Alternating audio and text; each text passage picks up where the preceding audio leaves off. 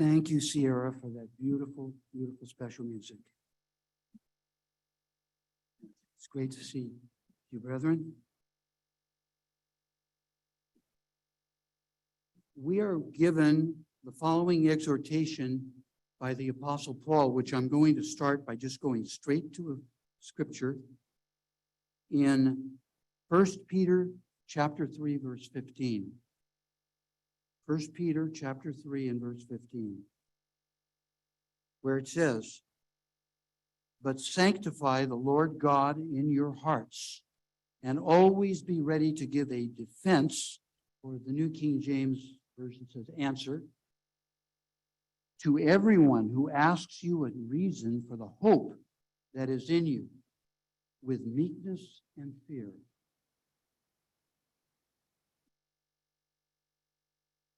Now,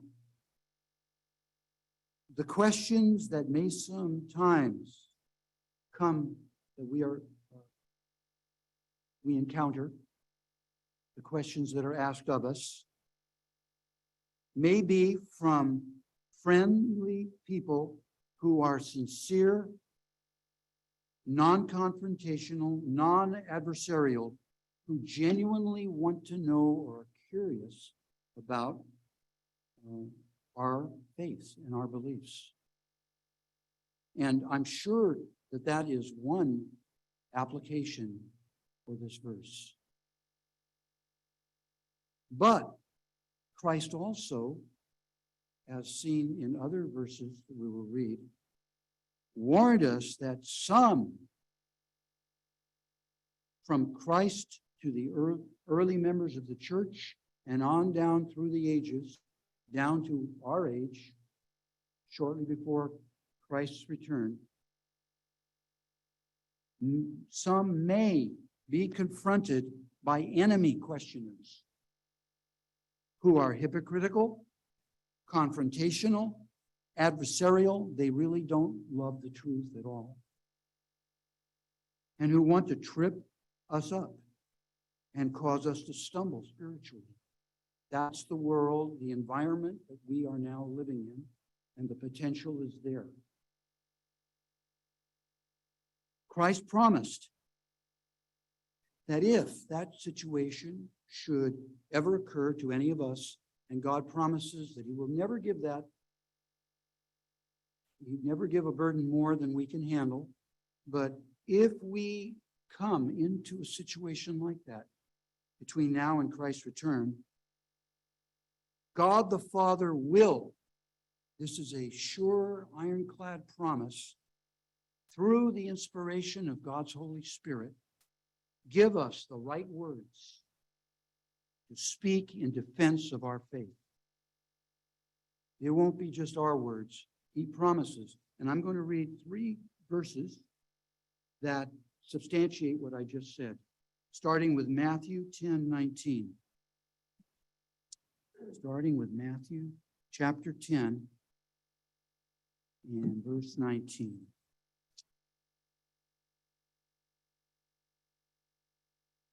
Christ said, talking to some of his followers, "But when they deliver you up, do not worry."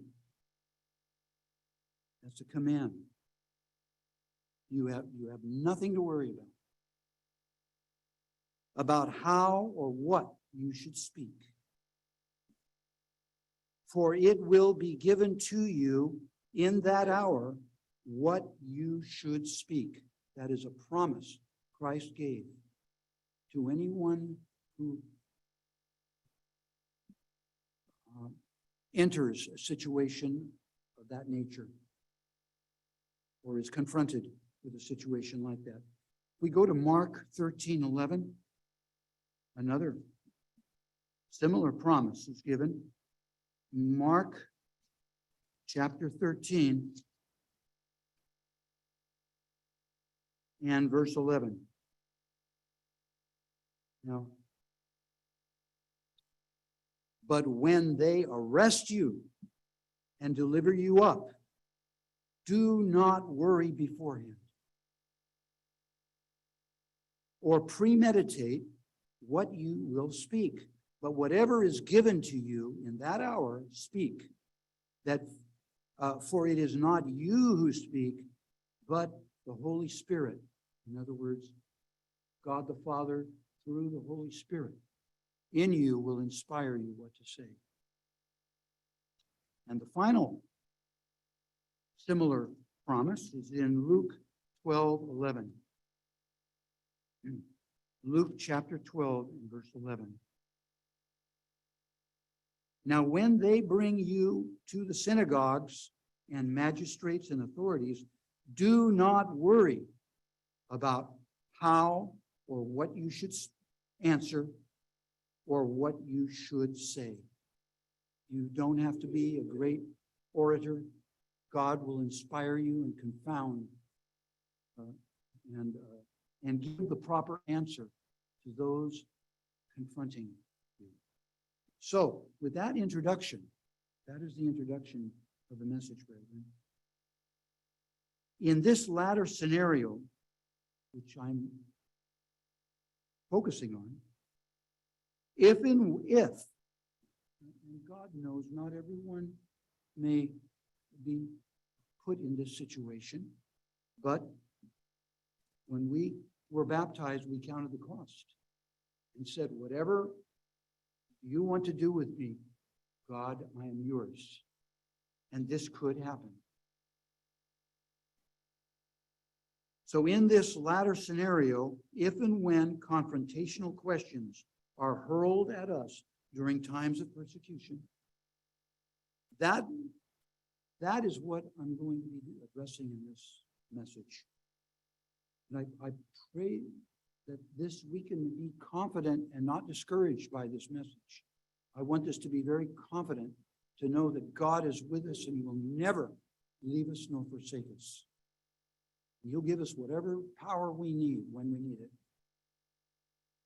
Christ said that such confrontations by enemies may occur to some, like I said, in our life. But in these 3 verses I just read, I just quoted to you at the introduction, if we are close to God, the Father, by applying what was given in the wonderful sermonette, prayer, study, and fasting, striving to draw close to God. If we are striving to draw close to God, as was mentioned, when God the Father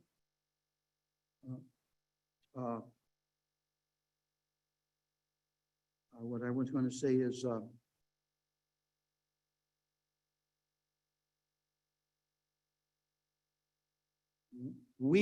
if we are striving and draw close to God, He promises to give us the right words in defense of our faith.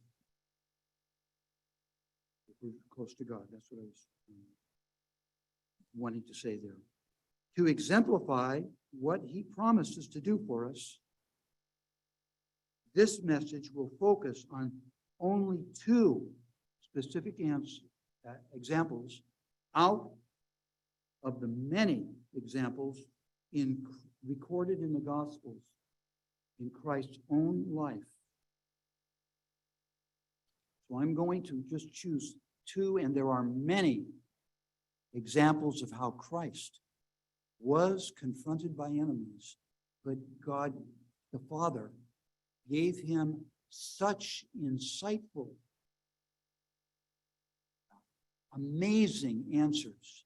It confounded his enemies.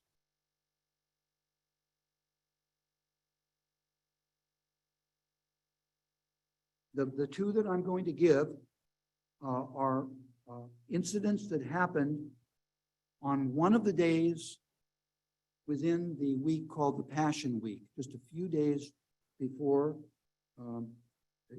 Christ's crucifixion in Jerusalem.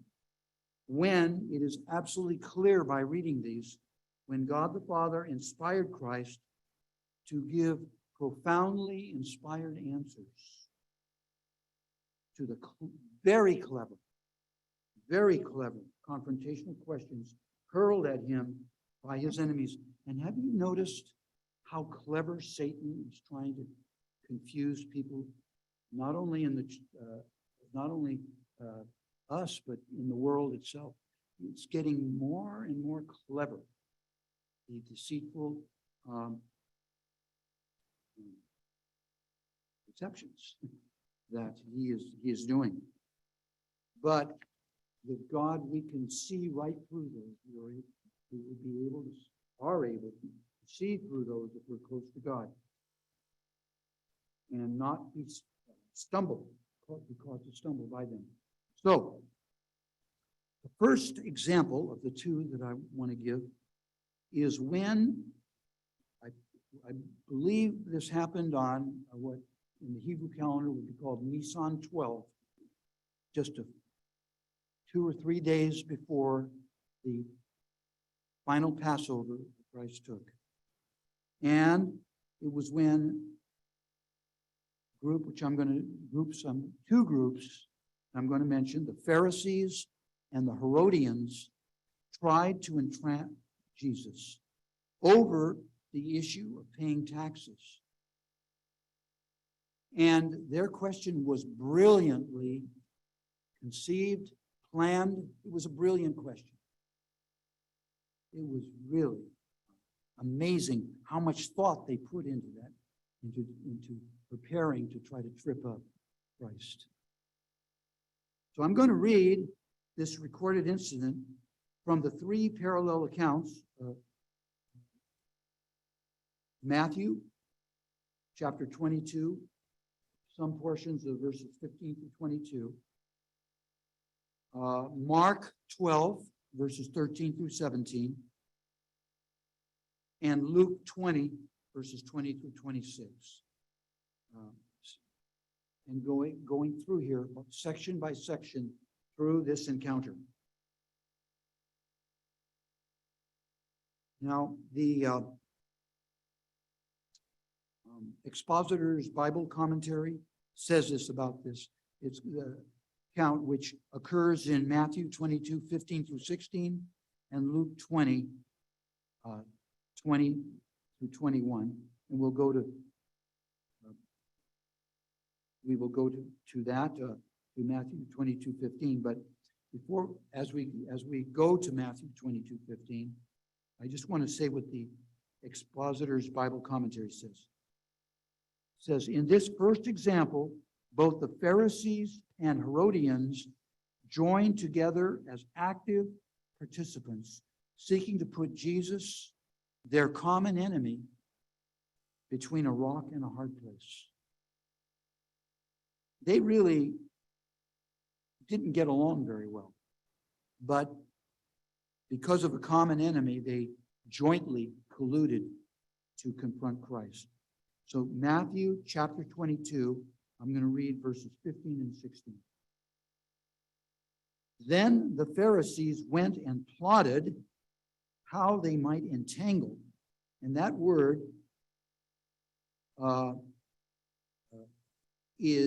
means ensnare or entrap in Greek. To entangle him in his talk. And they sent to him their disciples, and that probably means the Pharisees' disciples,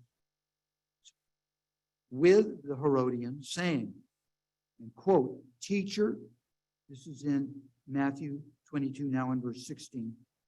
It says, teacher, we know that you are true and teach the way of God in truth, nor do you care about anyone, for you do not regard the person of man. Beware of the flatterer. Now, going to Mark, in this case, I'll also go to Mark 12:13. Mark 12:13. It says, then they sent to him some of the Pharisees and Herodians to catch him in his words. This is, I'm just reading parallel accounts here. And they was probably the chief priests, the teachers of the law, and the elders. They sent these Pharisees and the Herodians. And now, going to the final parallel account in Luke 20, verses 20 20 through 21. It says, so they watched him and sent spies who pretended to be righteous, that they might seize on his words in order to deliver him to the power and the authority of the governor, Pontius Pilate. Then they asked him, saying, Teacher, we know that you say and teach rightly, and you do not show personal favoritism, but teach the way of God in truth. From Mr. Edersheim's Life and Times of Jesus the Messiah, he said, just a few excerpts I'll read. The plot, for such it was most cunningly concocted. The object was to spy out his, in other words, Christ's, inmost thoughts, and if possible, entangle him in his talk. For this purpose, it was not the old Pharisees whom he knew and would have distrusted who came, but some of their disciples, apparently fresh, earnest, zealous, conscientious men. With them had combined certain of the Herodians, of course, not a sect nor a religious school, but a political party at the time. So the religious group of Pharisees came with the Herodians, which was a party, a political group. In fact, the Herodians, as I said, was a political party which honestly accepted that the house of Herod was the true occupants of the Jewish throne. And they accepted Herod as being the one that should be the leader, the king of the Jews, basically, the ruler of the Jews. It was the ambition of Herod Antipas to unite, and that's who was the Herod at this time of this confrontation, to unite under his sway the whole Palestine. He wanted to have control over all of Palestine. He must have been anxious to rid himself of what might be a formidable rival, in other words, Jesus Christ. While at the same time, his party would be glad to join with the Pharisees in what would secure their gratitude and allegiance. So by him, the Herodian group representing him, helping the Pharisees would engender favor while he was working at bringing down Christ. Such or similar may have been the motives which brought about this strange alliance of Pharisees and Herodians. Just an FYI, the Pharisees were only about approximately 6,000 people at that time, but they were very influential. They spoke in the synagogues. They were regarded as the zealous people who studied the law, and they were zealous to try to keep the law, and the people regarded them as very conscientious, religious people.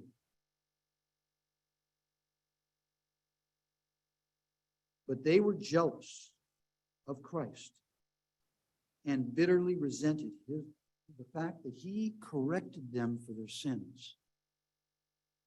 So they were bitter against Christ for that, having their sins brought out. The Herodians wanted to kill Jesus because he threatened their authority. And that's stated in other places, other scriptures. So they wanted to trip him up in such a way that it would bring grounds for his arrest, Christ's arrest. Now, with that, the next section, brethren, we can go to Matthew 22, verses 17 through 19. Matthew 22, verses 17 and 19.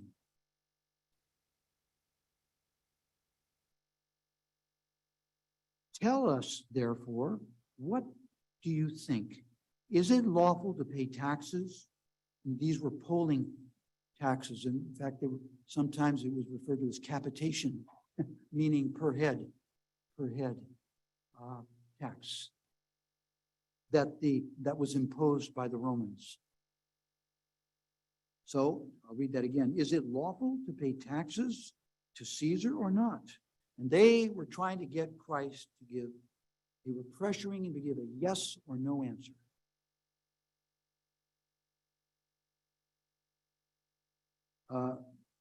To Caesar or not. Now, to the Roman emperor, the name Caesar after the time of Julius Caesar became common to all emperors. It just like in Egypt, the leader, the king of Egypt was called the Pharaoh. That became a common term for all of those leaders. So after Julius Caesar, and I'll read how that happened, but after his death, a few years after that, it became a tradition that all of the Roman emperors were called Caesars. And then back to verse 18. But Jesus perceived their wickedness and said, why do you test me, you hypocrites? Show me the tax money. So they brought him a denarius. And above on the wall, there are two possible denarius coins, denarii, that could have been the type of coin that they presented to Christ.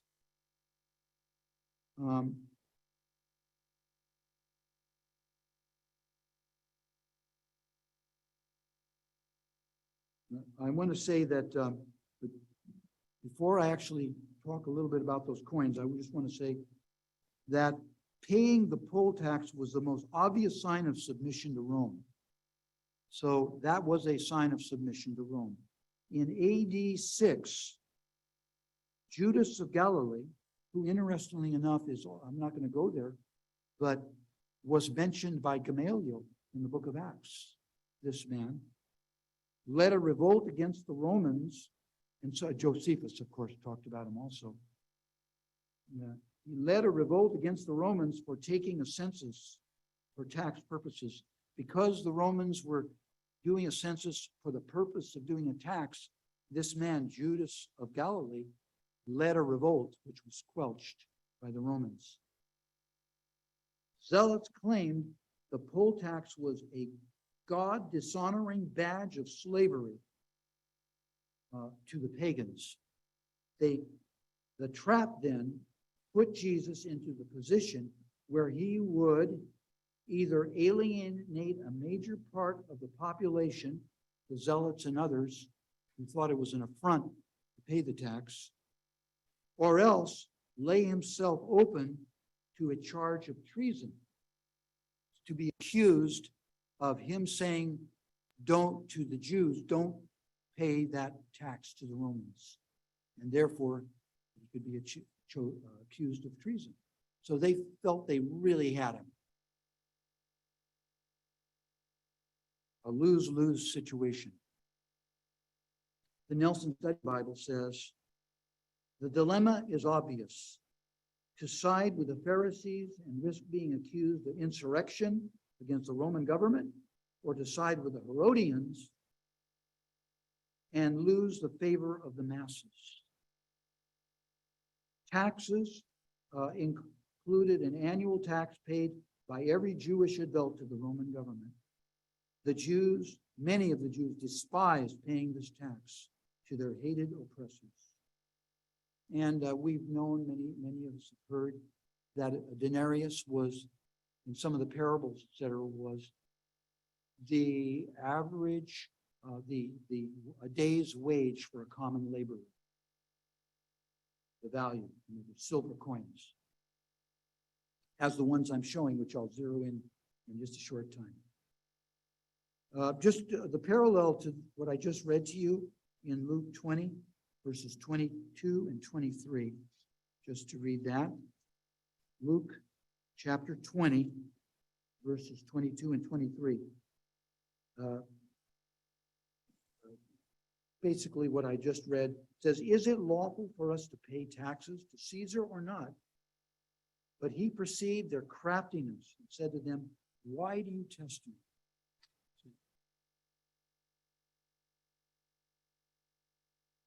So they feigned themselves to be righteous, but they were wicked.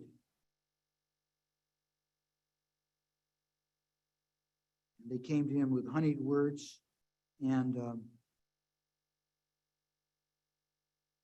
basically, I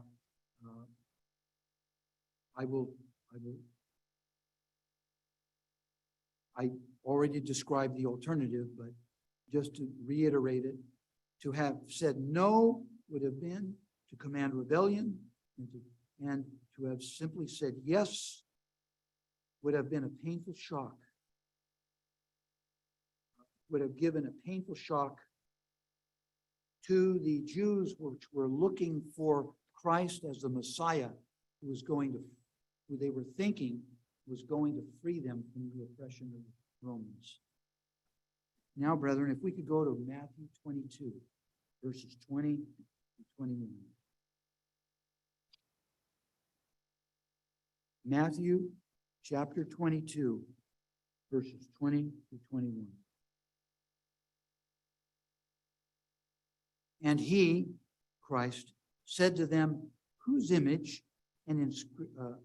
Let's see, did I read where he said, "You bring the coin"? I think I said yes. He said, "Bring me a coin." So then he said, "Whose image and inscription is this?" They said to him, "Caesar's." And he said to them, "Render therefore to Caesar the things that are Caesar's, and to God the things that are God's." He refused to be pushed into the corner saying yes or no. He gave this amazing response to their question. And I'm going to go to Luke 20, 24 through 25, another parallel account of that, where it says, "Show me a denarius. Whose image and inscription does it have?" They answered and said, "Caesar's." And he said to them, "Render therefore to Caesar the things that are Caesar's, and to God the things that are God's." The ultimate message Christ was telling them when he gave that answer is, Caesar and the government that he controlled minted that denarius. That denarius belonged to the Roman Empire and to Caesar. It belongs to Caesar, so if they want you to give it to him, give it to him. It belongs to Caesar. But then he said, "But render to God the things that are God." Who created all human beings, including those who are trying to follow Christ? God. So in that answer, he was saying, give to God the things that are God's. In other words, give your life, your being, your existence to God. He who has had ears to hear would understand. He was giving an answer they couldn't refute, and yet he satisfied all parties, even though it angered the enemies, but it was an amazing answer. And now I'm going to just mention a few things about this. On the slide, you'll notice that there are two denarius coins in the slide, in the wall. The one on the left, on your left, is a when a coin was given to Christ, it could have either been of Caesar Augustus, or, which is the one on the left, or Tiberius Caesar, who was at that time, the existing Caesar in Rome. So the right one, and of course, each of these has the front and the back of the coin. It could have been these. Now, I'll just reference Luke. Well, I'll just read Luke 2:1. Luke 2:1 refers to Caesar Augustus, and I'll just go there just for thoroughness there. Luke chapter 2 and verse 1. And it came to pass in those days that a decree went out from Caesar Augustus that all the world should be registered. And so that Caesar Augustus coin on the front had Caesar Augustus, and that's what it says when you read the inscription on the front of the coin. Now, what's very interesting is what is in the back. The numismatists call that the obverse, the back side of the coin. That was to depict a comet.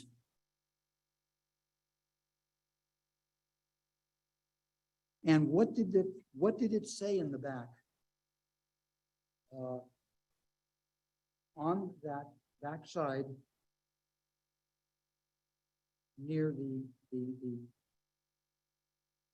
comet depiction, it said, Divine Julius, referring to Julius Caesar.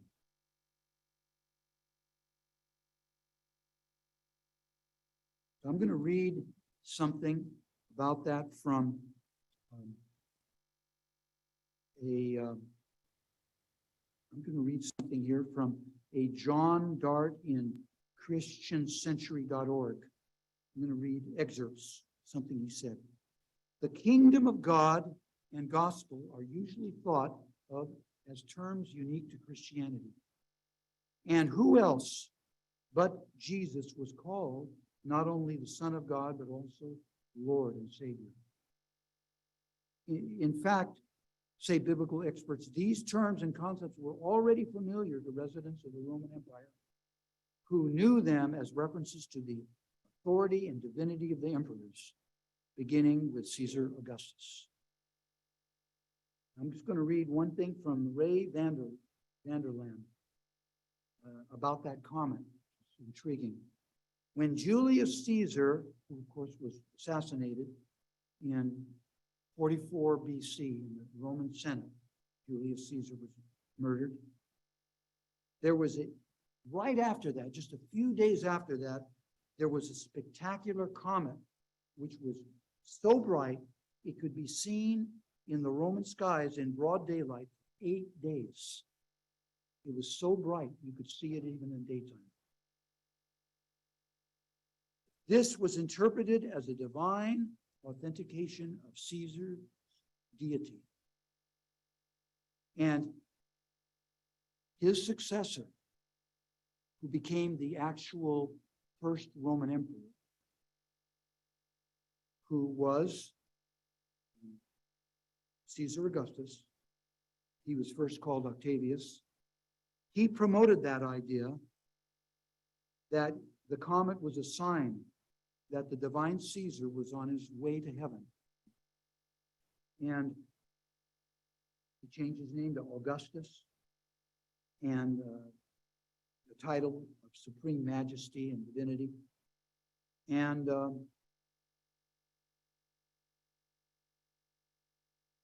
so there was also another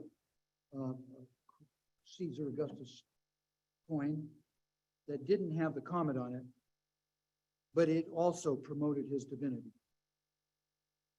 Then the right coin, and I'll just mention it briefly.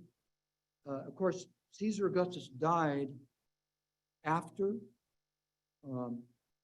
after Christ was born, but before Christ's 3.5-year ministry.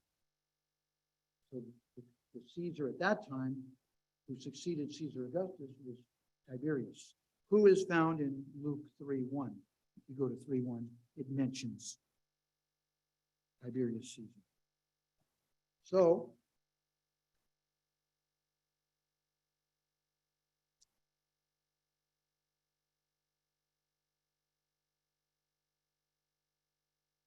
the bottom line is, imagine how angry this could have made the zealous Jews who wanted to shun idolatry, to be forced to use these types of coins or to have them in circulation.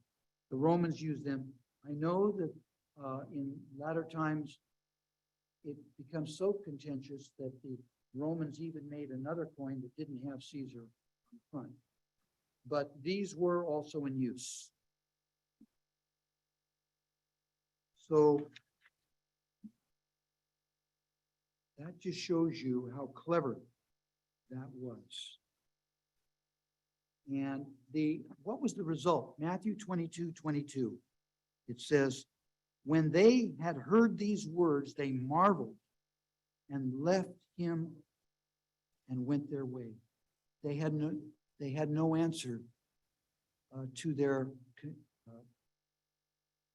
trick question. And in Luke 20:26, it says, but they could not catch him in his words in the presence of the people, and they marveled at his answer and kept silent. Now, brethren, we're going to go to the next. Right after that, right after the Pharisees and the Herodians failed to trap Christ, the adversaries, the competitors of the Pharisees was the Sadducees. They did not get along with each other at all. And who must have been delighted that the Pharisees were thwarted. So back to Matthew 22:23. This is the second confrontation, right after the one I just mentioned to you. The same day, the Sadducees, this is verse Matthew 22:23, said, the same day, the Sadducees who say there is no resurrection came to him and asked him. They asked him a question.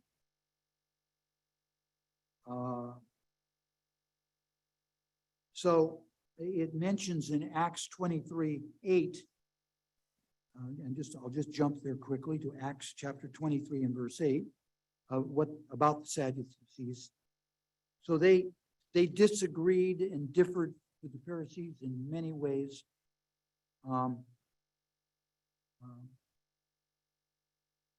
In Matthew 22:23, it says,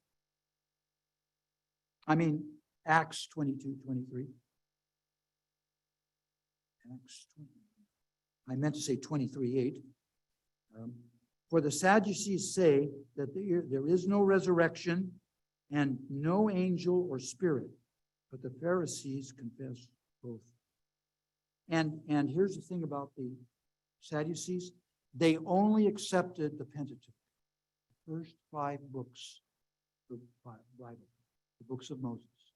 They did not acknowledge any other part of the Old Testament. And of course, in Isaiah and other places, it clearly speaks of a resurrection. But the Sadducees only accepted the first 5 books, Pentateuch. And they were the ones who dominated the temple and the priesthood.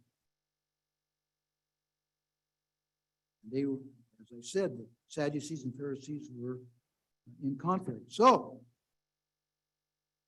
after the failure of the Pharisees, the Herodians came to him to trap Christ with a question.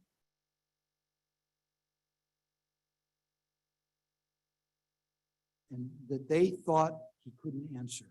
So back to Matthew 22, verse 24.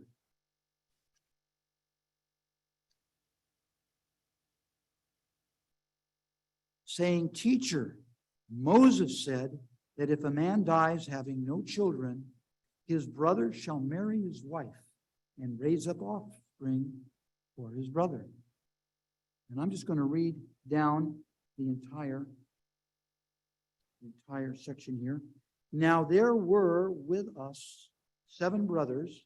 The first died after he had married, and having no offspring, left his wife to his brother." I think it would have been his next in line in age. "Likewise, the second also, and the third, even to the 7th. Last of all, the woman died. The woman died also. Therefore, in the resurrection, whose wife of the 7 will she be? For they all had her."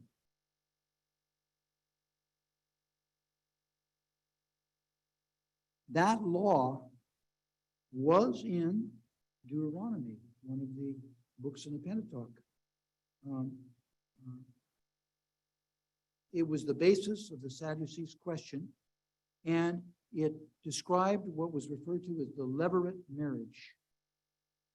An example of that shown with Judah and Tamar. She was promised to marry a brother. And so that was that law, the levirate marriage law. In Deuteronomy 25, 5 through 6, it says, "If brothers dwell together and one of them dies and has no son, the widow of the dead man shall not be married to a stranger outside the family. Her husband's brother shall go in to her, take her as his wife, and perform the duty of a husband's brother to her. And it shall be that their firstborn son, which she bears, will succeed to the name of his dead brother, that his name may not be blotted out of Israel." So that was a law in the Old Testament. So they thought they had him. So how did Christ respond to this theological riddle? Okay, if we can go to Matthew 22, 29. Matthew 22, 29. "And Jesus answered and said to them, You are mistaken." So right off the bat, he didn't mince words. These were the leaders of the temple. Not knowing the scriptures, nor the power of God. For in the resurrection, they neither marry nor are given in marriage, but are like angels of God in heaven.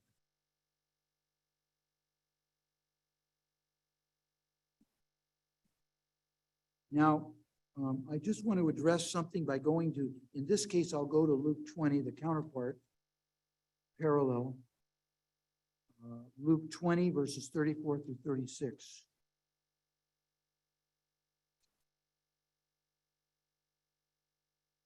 Jesus answered and said to them, "The sons of this age marry and are given in marriage." This is parallel to what I just read to you. "But those who are counted worthy to attain that age and the resurrection from the dead neither marry nor are given in marriage, nor can they die anymore, for they are equal to the angels and are sons of God, being sons of the resurrection." Now, what did he mean by they are equal to the angels? That does not mean that we will be resurrected and become part of the angels or the angel kind. It means in the respect that as those righteous angels cannot die, we will be in that same condition of being immortal, living forever, and no longer subject to death. That's what he meant by meaning equal to angels. We will be in God's family of the God kind, not of the angel kind, as we have many booklets and articles that describe that in detail, such as the Why Were You Born booklet. In fact, 1 Corinthians 15, 25 through 58 say that we will be given resurrected bodies similar to Christ's. It says we shall be like him, 1 John, and we shall see him as he is. We will be superior to the angels. So anyway, just to clarify that. If we go now, here is what Christ said. Back to Matthew 22, verses 31 to 32. Matthew 22, verses 31 and 32. But concerning the resurrection of the dead, have you not read? And he's talking to these people who claim to really know the Pentateuch. What was spoken to you by God, saying, I am the God of Abraham, the God of Isaac, and the God of Jacob. God is not the God of the dead, but of the living.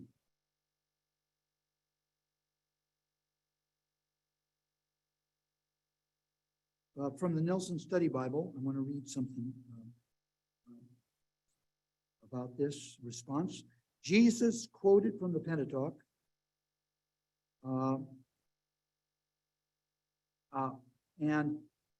he was quoting from Exodus 3, verses 6 and 15. We'll start there. Exodus 3. In the Pentateuch, they claim to be strict believers in. Exodus 3, verses 6 and 15. When Christ encountered the burning bush.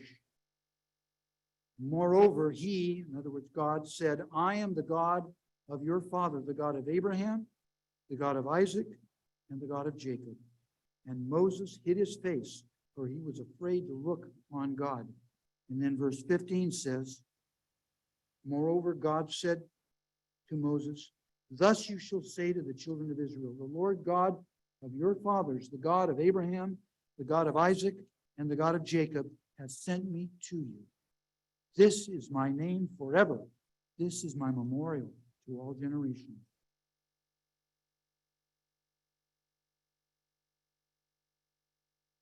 So, notice now statements in the book of Genesis that God made to Abraham. Genesis, I'll just go through some of these here. Yes, I'll choose some, not all of them for time. Genesis 13, 14 through 17, just to start off. In fact, maybe I'll choose just the first one. But there are several of these that say the same thing. Genesis 13, verses 14 through 17. And the Lord said to Abram, after Lot had separated from him, lift up your eyes now and look from the place where you are, northward, southward, eastward, westward. For all the land which you see, I give to you, and I'm going to stress that, and your descendants forever. And I will make your descendants as the dust of the earth, so that if a man could number the dust of the earth, then your descendants also could be numbered. Arise, walk in the land through its length and its breadth, for I give it to you. Yes, God promised it to Abraham's descendants, but he promised it also to Abraham. But the problem was, in Abraham's physical life, God never gave it to him. Therefore, Christ was saying, if God made that promise to Abraham to give him that physical land, plus much more, and he never got it in his physical life, it has to be that God is going to resurrect Abraham to give him that land. as well as his disciples. And what I'm going to do is say that then he gave that same thing, that same argument God made, that same promise, I should say, God made. Let's go to Genesis 17:8. He made, I meant to say Genesis 26, 1 through 3. The very same thing promised to Abraham's son Isaac. There was a famine in the land besides the first famine that was in the days of Abraham, and Isaac went to Abimelech, king of the Philistines, in Gerar. So we're talking about Isaac. Then the Lord appeared to him and said, do not go down to Egypt. Live in the land of which I shall tell you. In verse 3, dwell in this land, and I will be with you and bless you. For to you, I'll stress that, for to you and your descendants, I give all these lands, and I will perform the oath which I swore to Abraham your father. In Isaac's life, God did not give him those lands. So God must, to fulfill the promise, resurrect Isaac. Finally, he's nailed it down with Jacob in Genesis 28.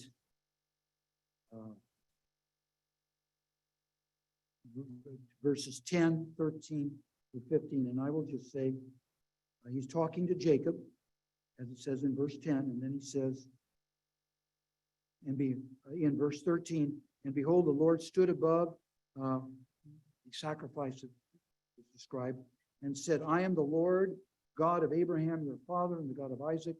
The land on which you lie, I will give to you. And it goes all the way down to verse 15.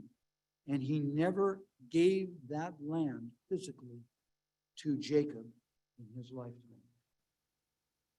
He is bound to resurrect Jacob so that he can fulfill his promise.